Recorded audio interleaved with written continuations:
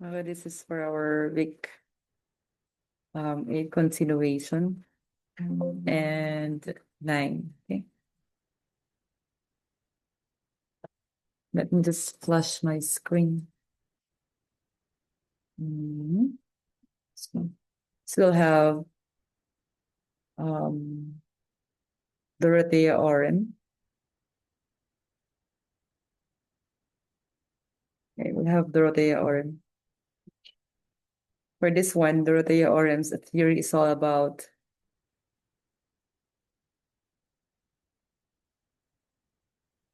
the self-care deficit nursing theory, wherein she mentioned that individuals, families, groups, and communities need to be taught on how to have self-care. So, meaning we go back again to our first idea that, or first topic before, or first discussion, that we are not only taking care of the patient, but the community as well. Okay. Here are the biographies of Dorothea Orem, one of the foremost American theorists, director of Nursing School, Department of Nursing, Providence Hospital, as a curriculum consultant and acting dean of the School of Nursing, and associate professor of nursing education. And of course, she published Nursing Concepts of Practice.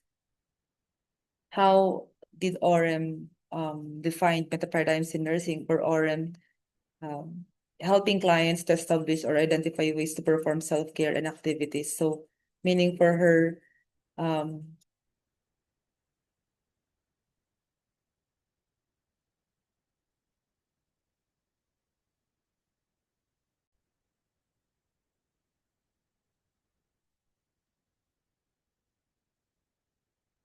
okay.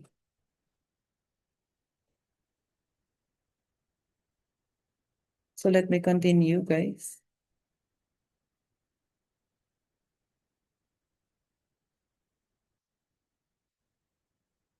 Okay. So for this one, um, Orem defined nursing as one way of establishing or identifying ways on how to perform self-care, meaning as a nurse, you should be at least teaching your clients to perform self-care activities, and these are geared towards independence of client. What is important is our ability to develop a self-reliant client, a client who can take care of themselves whenever uh, we leave them in the hospital, because we cannot stay in the hospital that long. Okay. Another one we have here,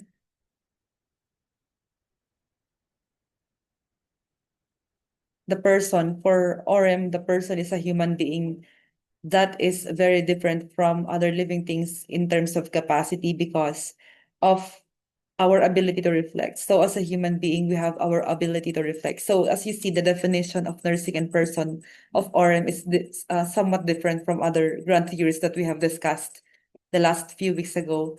Okay, so because of our ability to reflect, we are different from other persons, and that is according to Orem on the definition of a person. Again, for nursing, do not forget that we have the ability to take care of ourselves. And of course, all the things that we do should be geared towards the independence of our patients. Okay. How about health? Okay.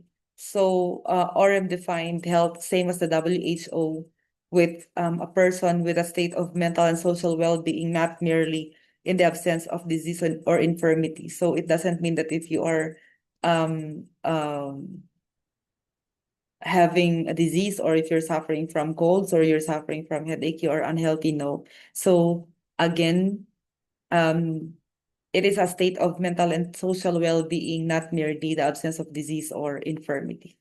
Another one is the environment. The environment is considered as the external source of influence in the internal interaction of a person's different aspects. So both the internal and external environment of the person.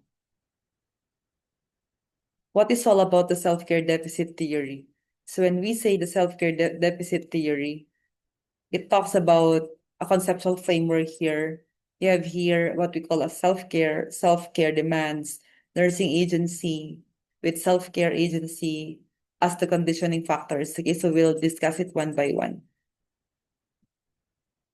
So Orem's really theory is related to self-care. It is describe why and how people care for themselves. So you are when you say self-care, you should know how to take care of yourself, and you should know why you should be able to take care of yourself.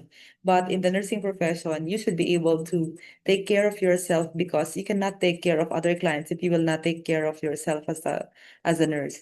And we have here dependent care theory.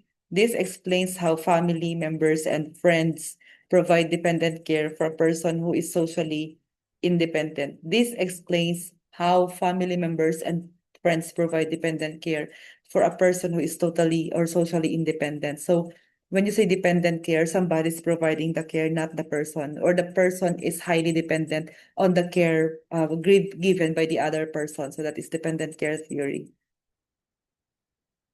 Next is self-care theory deficit. Okay, or self-deficit, self-care theory, deficit or self-care deficit theory. I'm sorry for that one. It describes and explains why people can be helped through nursing. So there are these people who are not able to care for themselves, so they must be helped by the nurse. Okay, when you say self-care deficit, they have the inability, okay, to take care of themselves. So what is all about this nursing systems theory? It describes and explains relationship that must be brought and maintained for nursing to be produced. So, meaning that there must be relationship, okay, for us to be able to produce what is nursing, and for Orem, what is nursing, our ability to what to take care of other people, okay, our ability to take care of other people. So again, when you say nursing systems a theory, there should always be a relationship for us to be able to give what is nursing or how Orem defined nursing. So what is self-care? Anything that you do for your well-being is considered self-care.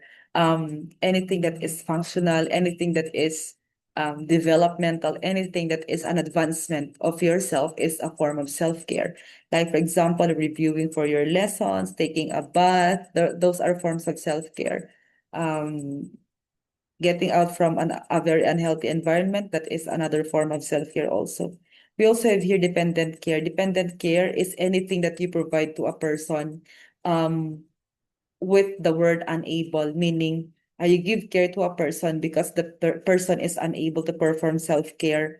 And these are to maintain life and, of course, for the proper functioning of the person and for the continued development. Actually, this is the reason why we are in the hospitals taking care of patients, because we wanted to give care to those patients who are not able to have self-care. So we go back to the first idea that every nurse must be able to must be able um to take care of themselves so that we can take care of others. You cannot give what you don't have, so you have to take care first of yourself before you can take care of others. So that is why we have here what we call self-care requisites. These are requirements that a person must be able to meet to perform in order to achieve well-being. And there are two elements of healthcare in this one. So what are these requirements? It should be controlled or managed. Okay, it must be controlled or managed so that for us to what to continually functioning or continue functioning. Okay, that these are norms are compatible with life and health, and meaning all the things that we should be doing for be able for us to give self-care to those who are dependent to our care is we should be doing something that is compatible with life, meaning we should be doing something good for them, anything that could give them something that's good, or again, how can I explain this in a term that you could understand? Health and personal well-being, anything that could help them holistically, that is one of the elements of self-care requisite, and another is the nature of the required action. So meaning we should be giving this help or care to the patient depending on the need of the client. What are universal self-care requisites? Universal self-care requisites are associated with life processes and the maintenance of human structure and functioning or integrity, meaning the maintenance of a sufficient intake of air. That is why when we say universal self-care requisites, these are the things that a nurse must be basically doing, meaning opening the windows, turning off the electric fan, the aircon, or anything giving oxygen when the patient is not really breathing well, or there is a problem with the intake of oxygen, and the maintenance of sufficient intake of water. So you will see in your hospital duties that you will be talking about increased fluid intake. It depends on this depends on the need of the client. Okay. Another is the maintenance of sufficient intake of food, the diet of the patient. That is why we're talking about um, nothing per Orem. The patient will not eat solid liquid diet, clear fluid diet. We also have what we call as DAT, diet as tolerated. Okay, diet as tolerated. So we mentioned those terms when we are in the hospital, and of course, the provision of care associated with the elimination process and excrement. So we are all again talking about this elimination process, or the output of the patient, not only the input of the patient, but the output of the patient. So those are universal self-care requisites, or in general, okay? Universal self-care, the requisite continued, I'm sorry, the maintenance of a balance between activity and rest. That is why there are these patients who we let them, who are allowed to have activities and who are advised to have rest, and the maintenance of balance between solitude and social interaction. So as you see, the universal self-care requisite talks about the totality of the care that we could give to the patient, not only physically, not only socially, but then again, until the word balance between solitude and social interaction, or we give them time to be alone, and we also give them time to be communicating with the other person, as well as activity and rest. Okay, the provision of hazards to human life, human functioning, and human well-being. So you have to prevention of this. So not only when the patient is in the hospital, we prevent further damage or further illness or further problem to the patient. That is why we are also looking into the possibilities that they might be affected of anything. Okay, the promotion of human functioning and development, that we have to tell them to be dependent, to be practicing how to be dependent, to be we have to advise them to do their best in doing whatever are the activities that needs to be done, okay, for them to develop self-reliance later on. Developmental self-care requisites, we have vision of conditions that promote development. Any condition that promotes development to the patient, engagement in self-development. We have to help the patient engage in self-development, because everything that we say to them will become useless if we do not promote this self-development. Prevention of the effects of human conditions that threatens life. This is the prevention of further complication or another condition that might aggravate their condition or situation. Health division, self-care requisites. So health division of self-care requisites are required conditions of illness, injury, or disease, or may result from medical measures required to diagnose and correct other condition. Meaning, when you're deviating from self-care requisite, then these are the chances wherein the patient will develop another healthcare condition. Seeking and securing appropriate medical assistance. So we should be at least helping the patient to have this one, and being aware of the attending to the effects of and result of pathologic condition and state. So there will be again deviation if we will not be preventing the reoccurrence of a disease or the complication of a disease, or effectively carrying out medically prescribed diagnostic, therapeutic, and rehabilitative measures. So for the patient not to have a deviation from his health, or for us not to deviate from self-care requisites that should be given to the patient, we at least make it sure that we give the medications on time, we give them the right diagnostics, we refer to the doctor on time, so that we can be assisting the patient on time also, for the prevention of this deviation of self-care that we should be giving to our patient. Being aware of the attending to, or regulating the discomforting deleterious effects of prescribed medical measures, like for example, alleviating or minimizing, minimizing. For number 4, it talks about minimizing the side effects of drugs, of other minimizing side effects or complications of other laboratory, I'm sorry, or interventions, other interventions, if there could be interventions that might have or must or might be posing some complications, modifying the self-concept and self-image in accepting oneself as being in particular state of health and in need of specific forms of healthcare, meaning helping the person accept the fact that she is not in a good condition. So she may be, because if the person will not accept that she is not in a good condition, she will not be able to seek for medical attention, and that might aggravate the condition. Learning to live with the effects of pathologic conditions and states and the effects of medical diagnostic treatments in a lifestyle that promotes continued personal development might as well mean that you have to help the person accept the fact that she needs these things and she may need to function fully despite of the fact that she's or he is suffering from these conditions or needing these interventions for his lifetime. Theory of nursing system. Okay, we call it wholly compensatory nursing system if the situation which is the individual is unable to engage in those self-care actions. So example, if the newborn or a patient recovering from surgery who needs total self-care. So that is a wholly compensatory nursing system, meaning the person's limitations are really asking you to do more.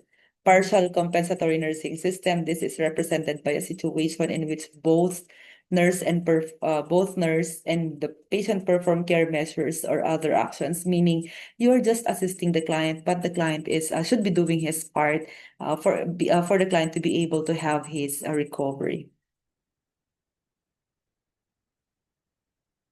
Three, supportive educative system. This is also known as a supportive developmental system.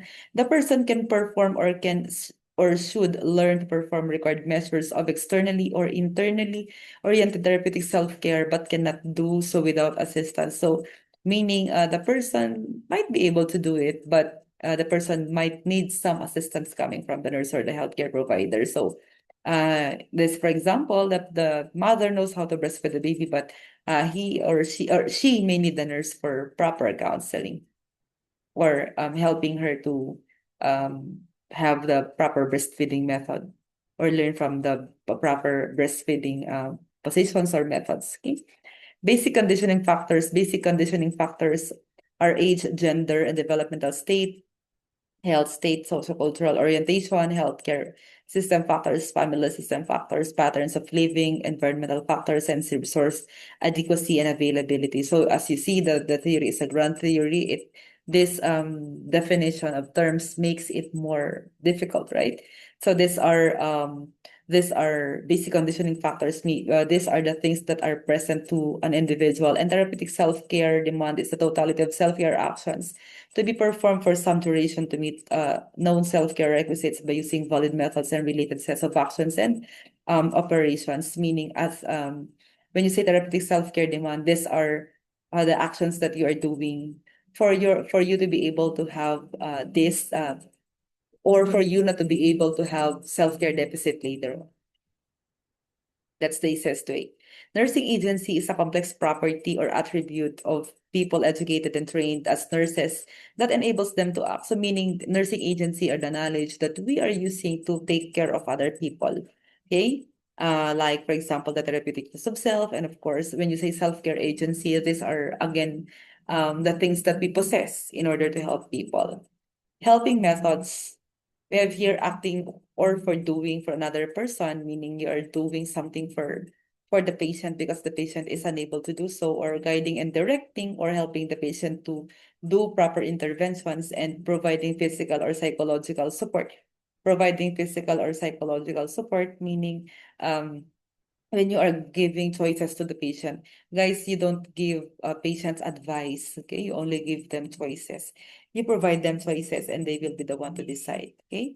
Providing and maintaining an environment that supports personal development, meaning, okay, when you are providing and maintaining an environment that supports personal development, it's allowing them to have that environment favorable for them to grow and to be able for them to help themselves. And of course, a health education or teaching. So as acceptance by the community, so it has been used in practice. In education, it has been used in the curriculum. Since this is a grand theory, there are studies that were derived from this. And of course, for the analysis, sometimes it's not really that clear, but it is organized. Okay. Simplicity, there are terms that she defined over and over again that are not related. Okay, but again, in general, it is consistent with other theories. Generality, okay, generality, it has been used by nursing profession as a whole, and accessibility is it has been used for both qualitative and quantitative methodologies.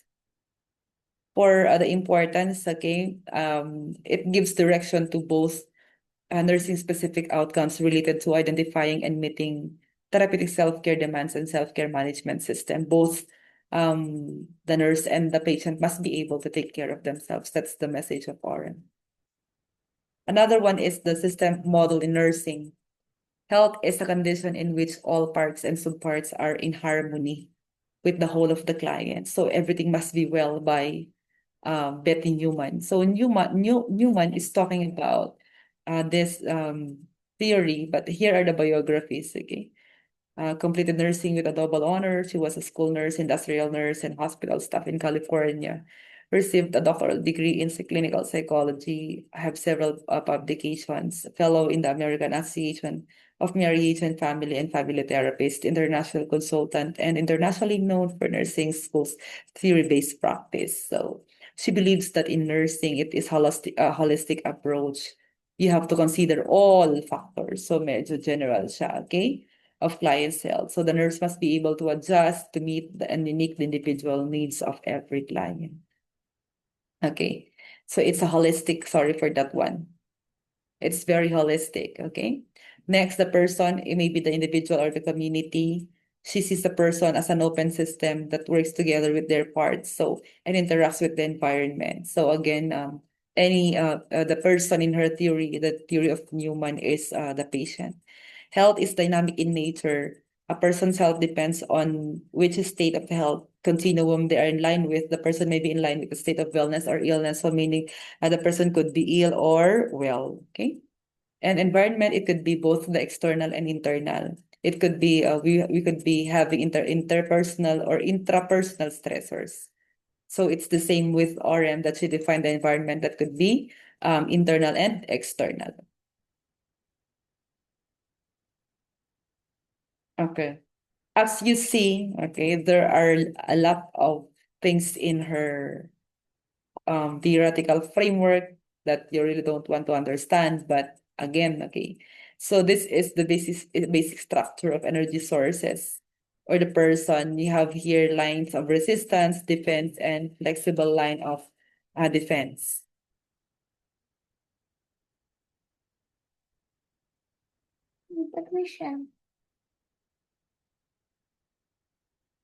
Okay, so we have here the stressors. It could be loss, pain, sensory. These are all type of stressors that could really stress the person. Um, First, you have to see what are outside the circle you have seen here. I'm sorry for this one. It cannot be seen pag meron pala ito. There are primary prevention strategies that you are doing. You are reducing some stressors here. Okay. And these are the stressors. Okay, it will here is the totality of the person. It could be you are also doing secondary prevention and tertiary prevention. So when you say secondary prevention, it's the you intervening. It could be your resistance, your ability to counteract, okay, the stressors. And we have here basic structure, your genetics, okay, your genetics, meaning what composes you. So meaning when you react to a stressor, may it be intrapersonal or interpersonal, it could be coming from several factors, okay? And of course, it will be passing through, I will not be explaining in toto everything that you see here, but this is what is coming out from the Newman's system model. Okay, you have here when a stressors comes in both internal or external or intra or inter, okay, you have these defenses that is in you. It's not only you as a human being of how you're made up. It's your it's your line of defenses that will tell you if you will be affected or not. So we will have this. You have here the client system. The client system is physiological, the body structure and function. So your ability physically to counteract the effects of this stress, psychological or mental. This is your processes and interaction with the environment.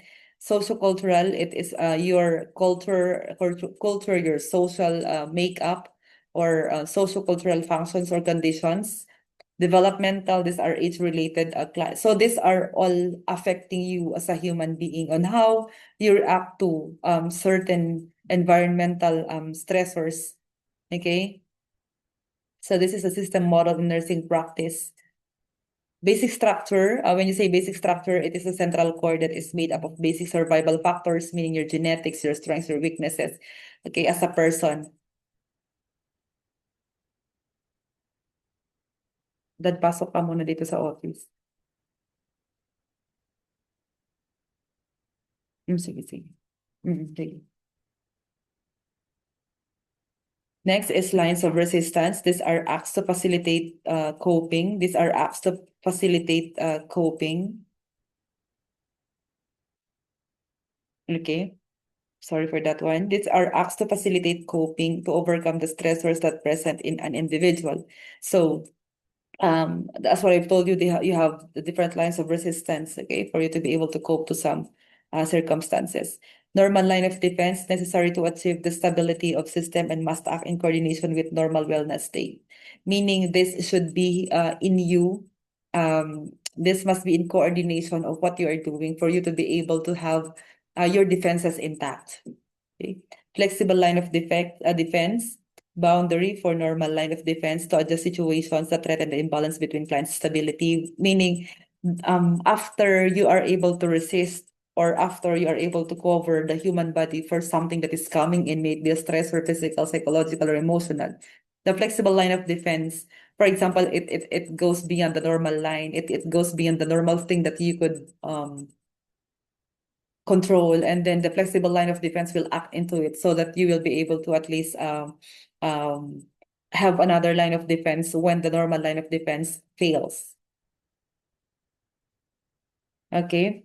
For her, health is a continuum of wellness to illness that is a dynamic in nature. So health is changing. There is wellness and illness, and they occur in a different continuum.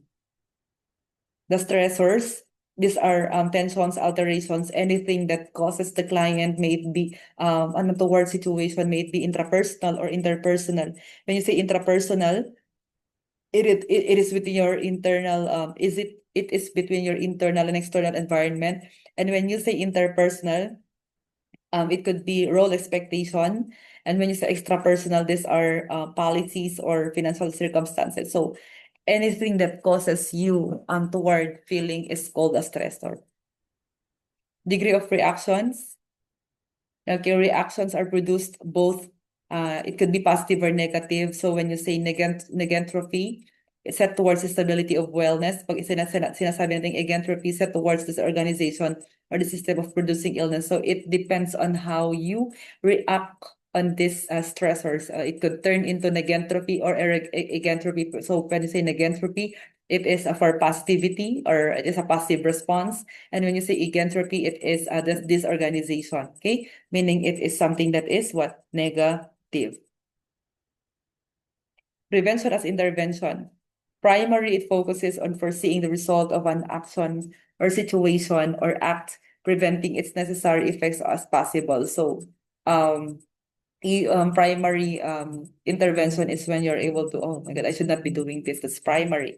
Secondary, focusing on alleviating the actual existing effects of what you have done. For example, oh, it happened already, but I have to prevent I'm sorry for the numbering. I have to prevent the further complication of this one.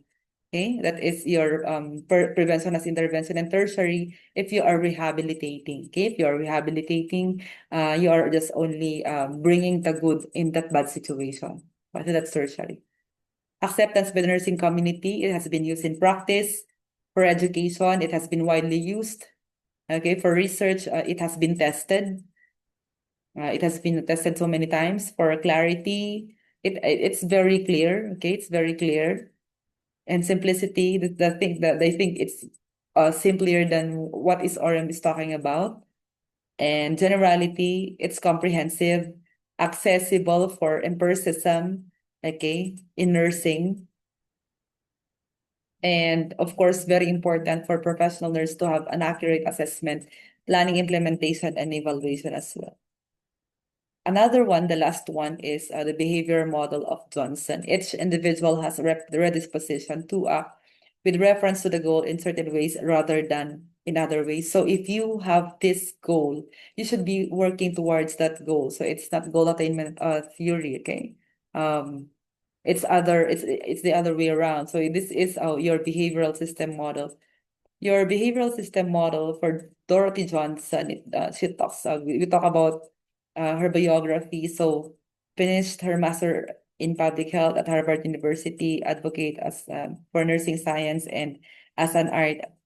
Her thinking was influenced by Florence Nightingale, and she proposed that nursing care facilitated the client's maintenance in the state of equilibrium. So she's drawing something from the theory of Nightingale. For the meta paradigm in nursing, Johnson believes that nursing should be cultivating the within the individual, which allows for the practice of nursing with individuals at any point and in the health and illness continuum. So nursing is practicing whether in health or illness. That's her definition of nursing.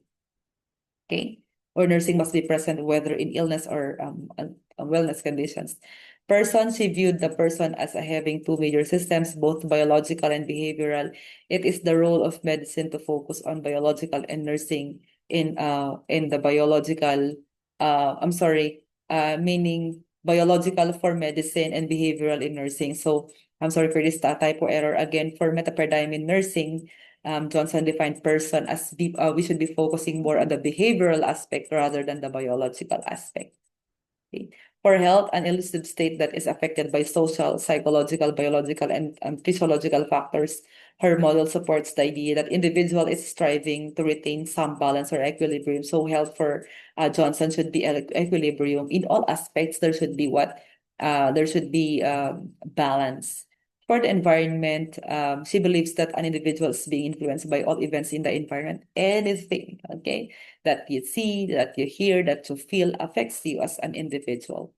And this might affect your health as well. That's why we are choosing to be good at all times. Behavior, output of intraorganismic structures and processes as they are coordinated and articulated by and responsive to changes in sensory stimulation. So that those are what we call as behaviors, or these are output of again intraorganismic structural processes, meaning something that's happening to your body. Behavior is the output of everything that's happening to your body. So when you don't feel well, usually you don't act well. Okay, system, a whole that functions as a whole by virtue of interdependence of its parts. System is the totality of the person. Okay, by virtue in the interdependence of its parts, meaning the function of the person as a whole is being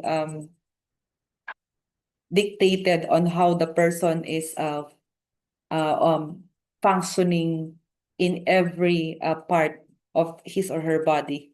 Behavioral system, pattern, repetitive, and purposeful ways of behaving. When we say pattern, repetitive, and purposeful ways of behaving, these are the things that you are continually doing. Like, for example, if you are drinking alcohol, if you are smoking, or if you are eating a healthy diet or having a healthy diet, subsystem, these are mini system with its own particular goal and function that could be maintained as long as its relationship to the other subsystems or the environment is not disturbed. So when you say mini system, it is again your subparts of your body that is being disturbed. Okay, maybe for example, it's something touches your skin, or you felt pain because somebody is um or if you're, for example, if you're talking about something or someone else, okay, anything that affects you. Major concepts and definitions. When we say equilibrium, it is in harmony. So Johnson defined equilibrium as what? You are in harmony with your himself or the environment. You are in harmony with yourself and the environment, meaning you are adapting. It's one way of adapting, but Johnson termed it as equilibrium or harmony. Okay. Next is sustainable imperatives, a constant supply of function requirements, meaning these are the things that supplies you whenever you need to function as human being. Major concepts and definitions. Regulation or control, it implies a deviation that will be detected and corrected. These are deviations that will be corrected and detected, okay?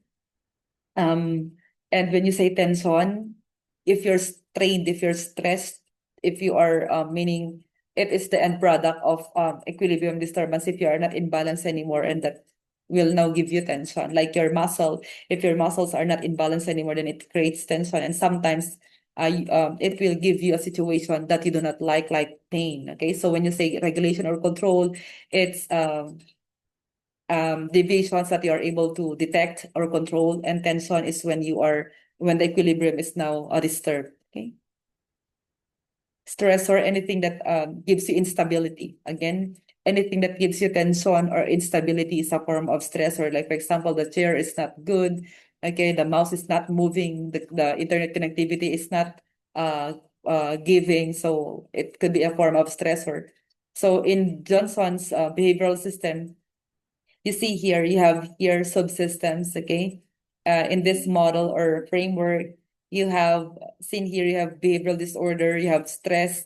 So what will happen? It will be acting on your system, and then later on, it could be ineffective or ineffective functioning. So it's very simple. If you have this behavior and you have these forces that affects you as an individual, your being aggressive, your dependence, your sexuality, your achievement, your ingestive, your eliminative, your attachment, your affiliation, anything in your body, as there are two choices. If you have this behavioral disorder, you have this forces and stress, it is always your choice to become an effective functioning individual or being able to adapt, or you will be ineffective. So meaning, for example, if it's raining, you will not go to class, that's ineffective. So if it's raining and you still go to class because there is a requirement for you to come in, and that's effective functioning and adaptation. 7 behavioral subsystems. Number 1, attachment or affiliative subsystem. This is the social inclusion of intimacy or social strong bond. And again, this is providing you security when you know that something is there, someone is there. It gives you intimacy, your parents, your loved ones, your friends. That's attachment or affiliative subsystem. Dependency subsystem. The dependency subsystem is the approval, attention, or recognition of physical assistance. These are consequences from approval, attention, or recognition, or physical assistance, meaning when somebody is giving you this approval, attention, or recognition, it's dependency. Okay, you're just happy because someone is making you happy. This is survival in certain social groups. So sometimes you are just waiting for the others to finally see your worth. Okay, dependency. You have here ingestive subsystem. An ingestive subsystem is the emphasis of or meaning on the structures of social systems surrounding the occasion when the food is eaten. So it should again, it should not be seen as an input or output mechanism system. All subsystems are distinct subways with their own. Okay, and the ingestive subsystem has to do with when or what or how much and what conditions are we eat. So ingestive, again, guys, because our enteric nervous system is being also affected if we are not in a good condition or if we are not in state of balance. Eliminative subsystem, it addresses when or how uh, do we eliminate. Okay, this is for the excretion of waste that we do in our body. Sexual subsystem, as that sexual subsystem is both biological and social factor that affects behavior. It has a dual function of procreation and gratification. So these are sex role behaviors. It talks about your relationship with the other person, or courting and mating. Sexual subsystem. Aggressive subsystem, these are self-preservation. Self-preservation is when you're protecting yourself, choosing yourself over and over again. Okay. You don't want anybody else to hurt you. Achievement subsystem, the achievement subsystem provokes behavior that tries to control the environment. It attempts to manipulate the environment. Its function is to control or mastery of an aspect or self or environment to substandard of excellence. Areas of achievement behavior include intellectual, physical, creative, mechanical, and social skills. So this might be your degrees, your knowledge that helps you to cope with different stressors in this life. Okay, acceptance by the community by practice, it has been used. Okay, usually in the nursing process and in education, again, it's behavior, not biological. So more on Johnson is talking about us to be more of behavioral than of a biological nurse. Okay. Research, it has been used for the behavioral system disorders that arise with illness and um, develop a good reasoning for means of management, or by this theory, this theory have guided them to manage these people with behavioral problems and clarity. It's very easy, right? It's very easy. You just have to cope with these things, and Johnson just tells us that we should be able to cope perfectly with the situations. It's just another term of adaptation, but again, it's another theory that we have to understand. For simplicity, it's very simple. And then, of course, with the generality, it has been used with sick individuals, but um, it could be used for well individuals as well. And accessibility, the theories, uh, tapan dito. So the theory for it is accessible. It has been used for abstract concepts, and of course, importance. The theory guides nursing practice, education, and research, and generates new ideas about nursing. Again, these theories are very important in nursing. So for this one, we have discussed about Neuman, Orem, and Johnson, and I hope even if it's very difficult for you to understand how they define the four meta paradigms in nursing, or how they communicated the gist and the general attributes or the main attributes or the main characteristic of the theory, you must be able to at least uh, know the importance of these theories. You should have to see something that is visible in their theory. Okay. Again, do not forget. Okay, do not forget that in Johnson's we have different systems. Okay, we have the 7 systems for us to be able to give a right feedback. Okay, for us to be effective and ineffective. Do not forget that. Okay, I'm just turning back. So we have here another one, not only that Johnson is talking about stressors, but also Neuman. Okay, she's talking about this stressors that is affecting the person, right? So I will stop sharing. I hope you understood. I know it's very difficult because I am trying to find a lighter word to explain it to you, but these are grand theories and these are sometimes really very difficult to understand. Good night and thank you.